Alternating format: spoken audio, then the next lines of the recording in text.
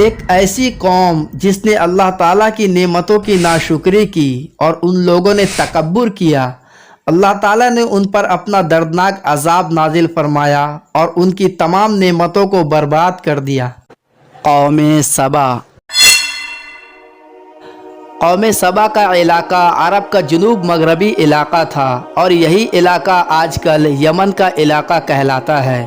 دراصل سبا ایک شخص کا نام تھا جس کے 10 بیٹے تھے، بعد میں یہی 10 قبیلے بن گئے۔ انہی میں سے 4 بیٹے اپنے خاندان سمیت شام کی طرف منتقل ہو گئے تھے۔ اس قوم کے عروج و زوال کا زمانہ کئی صدیوں پر محیط ہے۔ ایک زمانہ تھا جب تہذیب و تمدن کے لحاظ سے اس قوم کا طوطی بولتا تھا اور روم اور یونان کی تہذیبیں ان کے سامنے کچھ نہ تھی۔ زراعت اور تجارت کے میدان میں ان لوگوں نے خوب ترقی کی۔ کہا جاتا ہے کہ یہ لوگ گندم کے مغز سے آٹا پیس کر روٹیاں پکاتے تھے۔ جہاں قوم سبا آباد تھے اس علاقے کے دونوں طرف پہاڑی سلسلے تھے۔ جگہ جگہ ان لوگوں نے بارش کا پانی روکنے اور ذخیرہ رکھنے کے لیے بند بنا رکھے تھے۔ ان کا دارالخلافہ مارب تھا اور سب سے اعلیٰ اور بڑا عظیم الشان بند بھی اسی جگہ تعمیر کیا گیا تھا۔ ان کے علاقے کے دونوں طرف پہاڑ کے دامن میں باغات کا سینکڑوں میلوں میں پھیلا ہوا سلسلہ موجود تھا۔ ان لوگوں کی کھیتی کے نظام کی عمدگی کی وجہ سے ملک کے اندر 300 مربع میل کا علاقہ جنت نظیر بن گیا تھا، جس میں انواع و اقسام کے پھلوں کے درخت بھی تھے جن کی خوشبو سے یہ پوری سرزمین معطر بن گئی تھی اور کھیتی بھی خوب پیدا ہوتی تھی۔ اسی علاقہ کو اللہ تعالیٰ نے بلدتاً طیبہ کے الفاظ سے تعبیر فرمایا، یعنی سرسبزی، زرخیزی، فضا کا خوشبو سے ہر وقت معمور رہنا۔ عرض یہ کہ اللہ تعالیٰ نے ان پر اپنی تمام نعمتوں کی بارش کر رکھی تھی۔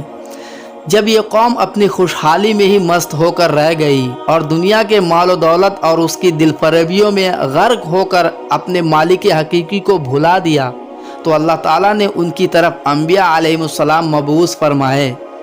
کہتے ہیں وقتاً فوقتاً ان کی طرف 13 انبیاء مبعوث ہوئے، لیکن انہوں نے یہی کہا کہ ہماری اس معاشی ترقی کے اصل سبب ہماری اپنی ذہانت اور محنت ہے، اس میں اللہ تعالیٰ کی انعامات کا کیا دخل ہے۔ انہوں نے انبیاء علیہ السلام کی دعوت کو رد کر دیا۔ اللہ تعالیٰ نے انہیں سنبھلنے کی کافی مہلت دی، لیکن انہوں نے اس سے کچھ بھی فائدہ نہ اٹھایا۔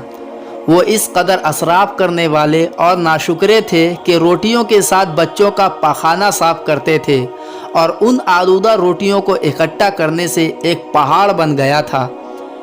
آخر ان پر اللہ کی گرفت کا وقت آ گیا۔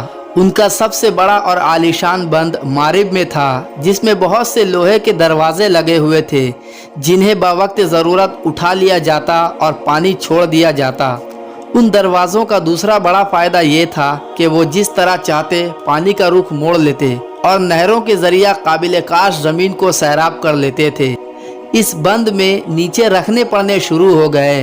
اوپر سے اللہ تعالیٰ نے زوردار بارش برسا دی اور پانی اس قدر وافر مقدار میں جمع ہو گیا جس نے اس بند کو توڑ پھوڑ دیا۔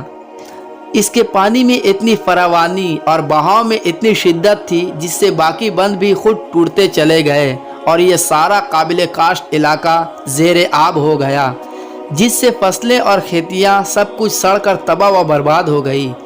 جب کچھ مدت بعد زمین خشک ہو گئی اور ان کے ذخیرہ کی ہوئی تمام غذا ختم ہو گئی تو آخر کار وہ مجبور ہو گئے کہ انہی آلودہ روٹیوں پر ٹوٹ پڑے جو ان لوگوں نے اکٹھے کر کے پہاڑ کی مانند ڈھیر لگایا ہوا تھا، بلکہ وہاں سے روٹی لینے کے لیے صف لگتی تاکہ ہر کوئی وہاں سے اپنے حصے کی روٹی لے سکے۔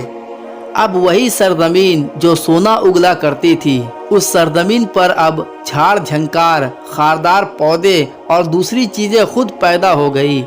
اللہ تعالیٰ کی یہ سزا قوم سبا ہی کے لیے مخصوص نہ تھی، بلکہ جو قوم بھی اللہ کی نعمتوں سے فائدہ اٹھانے کے بعد اپنے محسن حقیقی کو بھول جاتی ہے اور اس کا شکر ادا کرنے کے بجائے سرتابی کی راہ اختیار کرتی ہے، اللہ تعالیٰ کی سنت ہے کہ وہ اس قوم کو ایسے ہی انجام سے دوچار کر دیتا ہے۔